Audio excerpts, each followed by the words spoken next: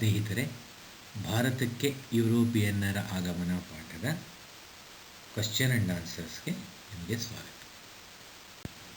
1 marks questions. ಕೆಳಗಿನ ವಾಕ್ಯಗಳಲ್ಲಿ ಖಾಲಿ ಬಿಟ್ಟ ಸ್ಥಳಗಳನ್ನು ಸೂಕ್ತ ಪದಗಳಿಂದ ಭರ್ತಿ ಮಾಡಿ. 1453ರಲ್ಲಿ ಆಟೋಮನ್ ಟರ್ಕರು ಡ್ಯಾಶ್ ನಗರವನ್ನು ವಶಪಡಿಸಿಕೊಂಡರು. ಸೊ ಆಟೋಮನ್ ಟರ್ಕರು ಕಾನ್ಸ್ಟಾಂಟಿನೋಪಲ್ನ ವಶಪಡಿಸ್ಕೊತಾರೆ. ಕಾನ್ಸ್ಟಾಂಟಿನೋಪಲ್ ಉತ್ತರ.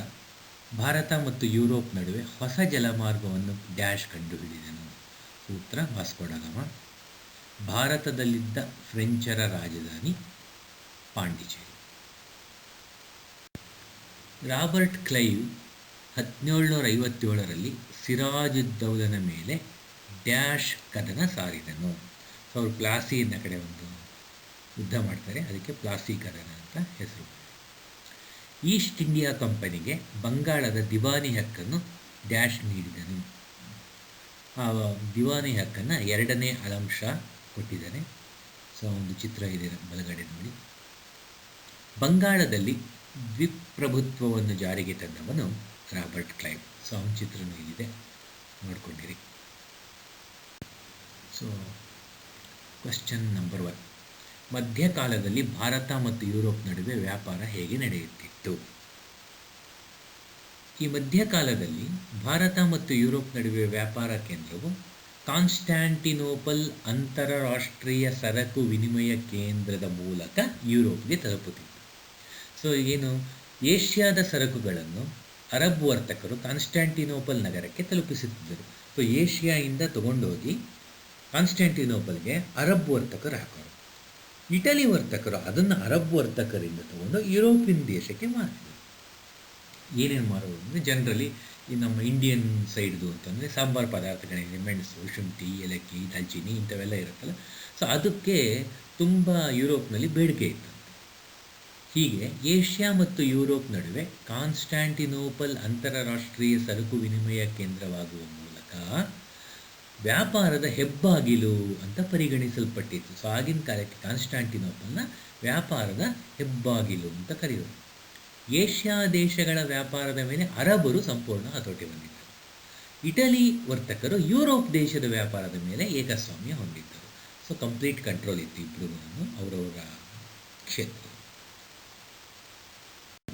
ಒಮ್ಮೆ ಮ್ಯಾಪ್ ನೋಡೋಣ.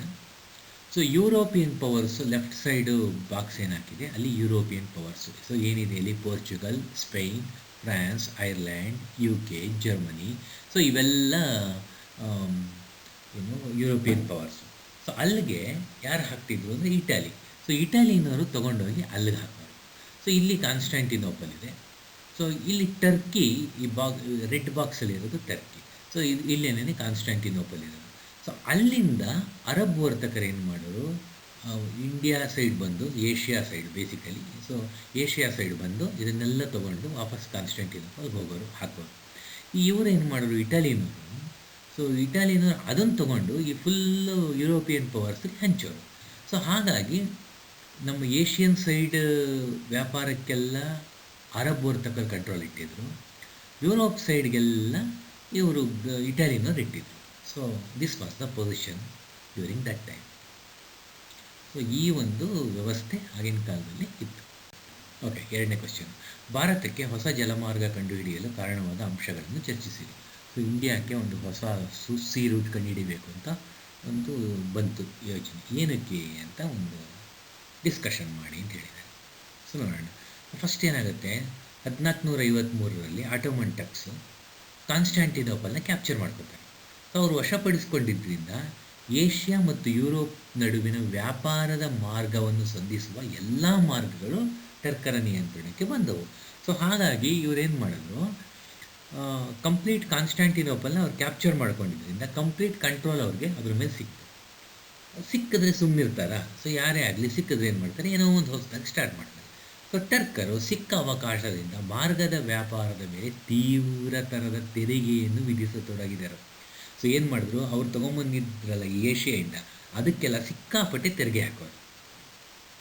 ಇದರ ಪರಿಣಾಮವಾಗಿ ಯುರೋಪಿಯನ್ ವರ್ತಕರಿಗೆ ಈ ಮಾರ್ಗದ ವ್ಯಾಪಾರವು ಲಾಭದಾಯಕವಾಗಿ ಪರಿಣಮಿಸಲಿಲ್ಲ. ಸೊ ಸೊ ಯುರೋಪಿಯನ್ಸ್ಗೆ ಪಾಪ ಕಷ್ಟ ಆಗೋಕ್ಕೆ ಸ್ಟಾರ್ಟ್ ಆಯಿತು. ಇಟಲಿನವರು ಅಲ್ಲಿಗೆಲ್ಲ ತೊಗೊಂಡು ಕೊಡೋರಲ್ಲ, ಅವ್ರಿಗೆ ಇದೇನು ಲಾಭ ಅಂತ ಅನ್ನಿಸ್ಲಿಲ್ಲ. ಅಯ್ಯೋ ಏನು ಹೀಗಾಯಿತು ಅನ್ನೋದು.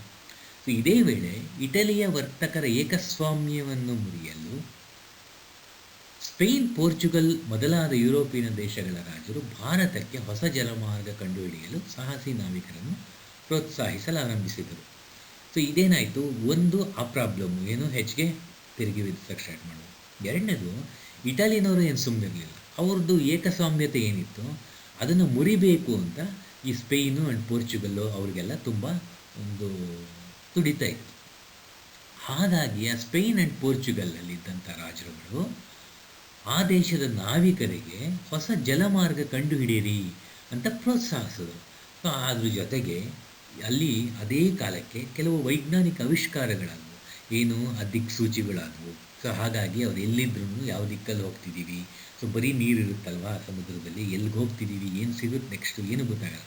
ಸೊ ಅದಕ್ಕೆ ಬೇಕಾದಂತಹ ಎಲ್ಲ ಇನ್ಸ್ಟ್ರೂಮೆಂಟ್ಸನ್ನು ಆಗ ಆವಿಷ್ಕಾರ ಸ್ಟಾರ್ಟ್ ಆಯಿತು. ಸೊ ಇವೆಲ್ಲ ಆಗಿದ್ದರಿಂದ ಒಂದು ಹೊಸ ರೂಟ್ ಹುಡುಕೋಣ ಅಂತ ಹೇಳಿ ಇವರಿಗೆಲ್ಲ ಒಂದು ಇನ್ಸ್ಪಿರೇಷನ್ ಸಿಕ್ತು. ಭಾರತಕ್ಕೆ ವ್ಯಾಪಾರಕ್ಕಾಗಿ ಬಂದ ಯುರೋಪಿಯನ್ನರುಗಳನ್ನು ಪಟ್ಟಿ ಮಾಡಿ. ಸೊ ಭಾರತಕ್ಕೆ ವ್ಯಾಪಾರಕ್ಕಾಗಿ ಬಂದವರು ಯಾರು ಅಂತಂದರೆ ಪೋರ್ಚುಗಲ್, ಫಸ್ಟ್ ಬಂದಿದ್ದು ಪೋರ್ಚುಗೀಸರು, ಆಮೇಲೆ ಡಚ್ಚರು, ಆಮೇಲೆ ಇಂಗ್ಲೀಷರು, ನೆಕ್ಸ್ಟು ಫ್ರಾನ್ಸ್ನವರು. ಸೊ ಇಷ್ಟು ಜನ ಬರ್ತಾರೆ. ಎರಡನೇ ಕರ್ನಾಟಕ ಯುದ್ಧವನ್ನು ವಿವರಿಸಿ. ಓಕೆ, ಸೊ ಇದು ಯಾರ್ಯಾರ ಮಧ್ಯೆ ನಡೆಯುತ್ತೆ, ಏನು ಎತ್ತ ಅಂತೆಲ್ಲ ಹೇಳಬೇಕು. ಸೊ ಅದಕ್ಕೊಂದು ಕಾಂಟೆಕ್ಸ್ಟ್ ಸಹ ಹೇಳಬೇಕಾಗುತ್ತೆ. ಸೊ ಮೊದಲು ಕಾಂಟೆಕ್ಸ್ಟ್ ನೋಡೋಣ. ಹೈದರಾಬಾದ್ ಸಂಸ್ಥಾನದ ನಿಜಾಮನಾದ ಅಸಫ್ ಜಾನ್ 1748ರಲ್ಲಿ ಮರಣ ಹೊಂದಿದನು. ಸೊ ಇದು ಟ್ರಿಗರ್. ಸೊ ಯಾವಾಗ 1748ರಲ್ಲಿ ಅಸಫ್ ಜಾನ್ ಸತ್ತೋದಾಗ ಫ್ರೆಂಚರು ಏನು ಮಾಡ್ತಾರೆ, ಅಸಫ್ ಜಾನ್ ಮಗನಾದ ಸಲಾಬತ್ ಜಂಗನನ್ನು ಹೈದರಾಬಾದಿನ ನಿಜಾಮನನ್ನಾಗಿ ಮಾಡಿದರು. ಸೊ ಅವರು ಅವ್ರ ಮಗನ್ನೇನೆ ಸಲಾಬತ್ ಜಂಗ್ನ ಹೈದರಾಬಾದ್ ನಿಜಾಮನ್ನಾಗಿ ಮಾಡ್ತಾರೆ. ಬುಸ್ಸಿ ಎಂಬ ಅಧಿಕಾರಿಯನ್ನು ಸಲಾಬತ್ ಜಂಗನ ರಕ್ಷಣೆಗಾಗಿ ನೇಮಿಸಿದರು. ಸೊ ಅಲ್ಲೊಬ್ಬರನ್ನ ಯಾರನ್ನ ಇಟ್ಟರು, ಬುಸ್ಸಿಯನ್ನು. ಚಂದಾ ಸಾಹೇಬನು ಕರ್ನಾಟಕ ನವಾಬನಾಗಿದ್ದ. ಸೊ ಕರ್ನಾಟಕ ಸೈಡು ಚಂದಾ ಸಾಹೇಬನನ್ನು ನವಾಬ ಆಗಿದ್ದ. ಇಂಗ್ಲೀಷ್ ಈಸ್ಟ್ ಇಂಡಿಯಾ ಕಂಪನಿಯ ಅಧಿಕಾರಿ ರಾಬರ್ಟ್ ಕ್ಲೈವನು ಕರ್ನಾಟಕ ರಾಜಧಾನಿ ಅರ್ಕಾಟ್ನ ಮೇಲೆ ಆಕ್ರಮಣ ಮಾಡಿ ಫ್ರೆಂಚರು ಮತ್ತು ಚಂದಾ ಸಾಹೇಬನನ್ನು ಸೋಲಿಸಿದನು ಹಾಗೂ ಬಂಧಿಸಿ ಹತ್ಯೆ ಮಾಡಲಾಯಿತು. ಸೊ ಏನು ಮಾಡ್ತಾರೆ ಇವರು ಇಂಗ್ಲೀಷ್ನವರು, ಈ ಸೈಡು ಈ ಚಂದಾ ಸಾಹೇಬ್ ಅಂತ ಏನಿದ್ದ ಕರ್ನಾಟಕದ ನವಾಬ, ಆ ಕರ್ನಾಟಕ ನವಾಬನ್ನು ರಾಬರ್ಟ್ ಕ್ಲೈವು ಆಕ್ರಮಣ ಮಾಡಿಬಿಟ್ಟು ಅವನ ಆರ್ಕಾಟನ್ನು, ಅವನ ರಾಜಧಾನಿನ ಆಕ್ರಮಣ ಮಾಡಿಬಿಟ್ಟು ಫ್ರೆಂಚರ್ನ ಮತ್ತು ಚಂದಾ ಸಾಹೇಬನ್ನು ಸೋಲಿಸ್ತಾನೆ. ಅದ್ರ ಜೊತೆ ಅವ್ರನ್ನ ಬಂಧಿಸಿ ಹತ್ಯೆಯನ್ನು ಮಾಡ್ತಾನೆ. ಸೊ ಚಂದಾ ಸಾಹೇಬನ ಸ್ಥಾನಕ್ಕೆ ಬ್ರಿಟಿಷರು ಅನ್ವರುದ್ದೀನನ ಮಗನಾದ ಮಹಮ್ಮದ್ ಆಲಿಯನ್ನು ನವಾಬನನ್ನಾಗಿ ನೇಮಕ ಮಾಡಿದರು. ಸೊ ಅವ್ರೇನು ಮಾಡ್ತಾರೆ, ಅನ್ವರುದ್ದೀನ್ ಮಗನ್ನ ನೇಮಕ ಮಾಡ್ತಾರೆ ನವಾಬಾಗಿ. ಕೊನೆಗೆ ಎರಡನೆಯ ಕರ್ನಾಟಕ ಯುದ್ಧವು ಪಾಂಡಿಚೇರಿ ಒಪ್ಪಂದದೊಂದಿಗೆ ಮುಕ್ತಾಯವಾಯಿತು. ಈ ಯುದ್ಧವು ಫ್ರೆಂಚರಿಗೆ ರಾಜಕೀಯ ಹಿನ್ನಡೆಯನ್ನು ಮತ್ತು ಬ್ರಿಟಿಷರಿಗೆ ಪ್ರತಿಷ್ಠೆಯನ್ನು ತಂದುಕೊಟ್ಟಿತ್ತು. ಸೊ ಈ ಎರಡನೇ ಕರ್ನಾಟಕ ಯುದ್ಧ ಏನಾಯಿತು, ಸೊ ಇದರಿಂದ ಬ್ರಿಟಿಷರು ಗೆದ್ದಂಗಾಯಿತು. ಸೊ ಅವ್ರಿಗೊಂದು ಪ್ರತಿಷ್ಠೆ ಬಂತು. ಅದೇ ಥರ ಫ್ರೆಂಚರಿಗೆ ಸೋತಾಯಿತು. ಈ ಚಂದಾ ಸಾಹೇಬ್ ಈ ಸೈಡ್ ಇದ್ರು ಅವರು, ಸೋತ್ರವರು. ಸೊ ಇದು ಪರಿಣಾಮ. ಸೊ ಪರಿಣಾಮ ಈಸ್ ಫ್ರೆಂಚರಿಗೆ ರಾಜಕೀಯ ಹಿನ್ನಡೆ, ಬ್ರಿಟಿಷರಿಗೆ ಪ್ರತಿಷ್ಠೆ. ಪ್ಲಾಸಿ ಕದನಕ್ಕೆ ಕಾರಣ ಮತ್ತು ಪರಿಣಾಮಗಳನ್ನು ತಿಳಿಸಿ. ಸೊ ಕಾರಣ ಕೊಡಬೇಕು ಫಸ್ಟು, ಆಮೇಲೆ ಪರಿಣಾಮ ಕೊಡಬೇಕು. ಸೊ ಜನರಲಿ ಅದಕ್ಕೆ ಮುಂಚೆ ಯಾವುದೇ ಒಂದು ಕ್ವಶನ್ ಆದ್ರೂ ಒಂದು ಕಾಂಟೆಕ್ಸ್ಟ್ ಸೆಟ್ ಮಾಡಿ. ಸೊ ಅದು ಮುಂಚೆ ಏನಿತ್ತು, ಒಂದು ಪರಿಸ್ಥಿತಿ ಸೆಟ್ ಮಾಡಿ. ಸೊ ಪ್ಲಾಸಿ ಕದನ ನಡೆದಿದ್ದು 1757 ಇಸ್ವಿ. 1756 ಇಸ್ವಿಲಿ ಬಂಗಾಳದ ನವಾಬನಾದ ಅಲಿವರ್ದಿ ಖಾನ್ ಸತ್ತೋಗ್ತಾನೆ. ನಂತರ ಅವನ ಮೊಮ್ಮಗನಾದ ಸಿರಾಜುದ್ದೌಲಾ ಅಧಿಕಾರಕ್ಕೆ ಬರ್ತಾನೆ. ಸೊ ಈ ಬ್ರಿಟಿಷ್ನವ್ರಿಗೂ ಮತ್ತು ಸಿರಾಜುದ್ದೌಲನಿಗೂ ಒಂದು ಪ್ಲಾಸಿ ಎನ್ನ ಕಡೆ ಒಂದು ಕದನ ನಡೆಯುತ್ತೆ. ಅದು ತುಂಬ ಇಂಪಾರ್ಟೆಂಟ್ ಕದನ ಆಗಿ ಪರಿಣಮಿಸುತ್ತೆ. ಅದರದ್ದೇನು ಪ್ಲಾಸಿ ಕದನಕ್ಕೆ ಕಾರಣ ಏನು, ಸುಮ್ಮನೆ ಬ್ರಿಟಿಷ್ನವ್ರು ಬಂದು ಯಾರು ಮಾಡಿದ್ರ ಅಥವಾ ಇವನೇ ಹೋದ್ನ ಅಂತಂದರೆ, ಮೊದಲನೇ ಪ್ರಾಬ್ಲಮ್ ದಸ್ತಕಗಳ ದುರುಪಯೋಗ. ಕಂಪನಿಯ ವ್ಯಾಪಾರಕ್ಕಾಗಿ ನೀಡಿದ ದಸ್ತಕಗಳನ್ನು ಬ್ರಿಟಿಷ್ ನೌಕರರು ದುರುಪಯೋಗಪಡಿಸಿಕೊಳ್ಳುವ ಮೂಲಕ ರಾಜ್ಯದ ಬೊಕ್ಕಸಕ್ಕೆ ನಷ್ಟವನ್ನುಂಟು ಮಾಡುತ್ತಿದ್ದುದು ಸಿರಾಜುದ್ದೌಲನನ್ನು ಕೆರಳಿಸಿತು. ಫಸ್ಟ್ ಸಿರಾಜುದ್ದೌಲ ಅವರಿಗೆ ಪರ್ಮಿಷನ್ ಕೊಟ್ಟಿರ್ತಾರೆ. ಆಮೇಲೆ ಅವರು ಕರೆಕ್ಟಾಗಿ ಅದಕ್ಕೆ ಬೇಕಾದಂತಹ ಟ್ಯಾಕ್ಸ್ಗಳು ಅವೆಲ್ಲ ಕೊಡಬೇಕಾಗತ್ತೆ. ಆದರೆ ಅದನ್ನು ಇವರು ದುರುಪಯೋಗ ಮಾಡ್ಕೊತಾರೆ. ಯಾರು? ಬ್ರಿಟಿಷ್ ನೌಕರರು. ಅದು ಇವನಿಗೆ ಸಿಟ್ಟು ಬರುತ್ತೆ. ಸಿರಾಜುದ್ದೌಲನಿಗೆ ಮೊದಲನೇ ಸಿಟ್ಟು ಬಂದಿದ್ದು ಈ ದಸ್ತಕಗಳ ದುರುಪಯೋಗದಿಂದ. ಎರಡನೇದು, ಅನುಮತಿ ಇಲ್ಲದೆ ಕೋಟೆಯ ದುರಸ್ತಿ. ಸೊ ಇವನನ್ನು ಕೇಳ್ದಲೇ ಒಂದು ಕೋಟೆನ ಅವರು ದುರಸ್ತಿ ಮಾಡ್ತಾರೆ. ಬ್ರಿಟಿಷರು ಫ್ರೆಂಚರ ಭಯದಿಂದ ಕಲ್ಕತ್ತಾದ ಕೋಟೆಯನ್ನು ಬಲಪಡಿಸಿ ಫಿರಂಗಿಗಳನ್ನು ಇಟ್ಟರು.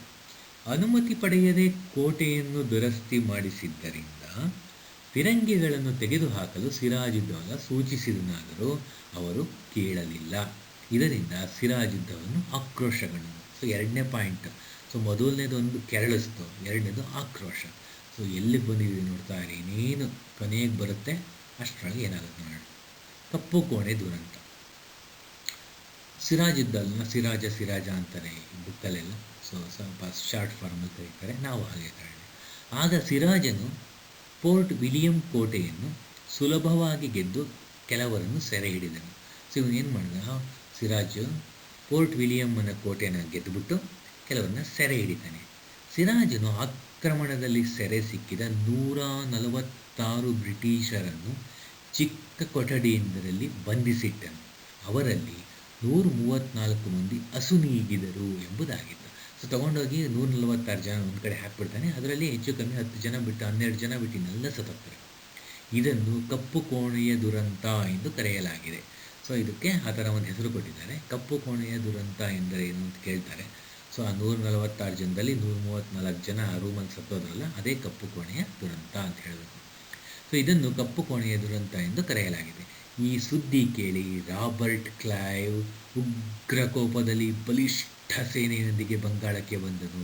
ಸೊ ನೋಡಿ, ಮೊದಲನೇದೆರಡು ಏನಿತ್ತು, ದಸ್ತಕಗಳ ದುರುಪಯೋಗ, ಅನುಮತಿ ಇಲ್ಲದೆ ಕೋಟೆಯ ದುರಸ್ತೆ, ಇದು ಸಿರಾಜುದ್ದೌಲನ್ ಬಂದಿದ್ದ ಸಿಟ್ಟು. ಇಲ್ಲೇನಾಯಿತು, ಇವ್ರನ್ನ ಗೆದ್ದುಬಿಟ್ಟು ಇವನು 134 ಜನ ಏನು ಸಾಯಿಸ್ದ, ಅದು ಇವನಿಗೆ ಈ ಸೈಡ್ ಇವನಿಗೆ ಸಿಟ್ಟು ಬಂತು ರಾಬರ್ಟ್ ಕ್ಲೈವ್.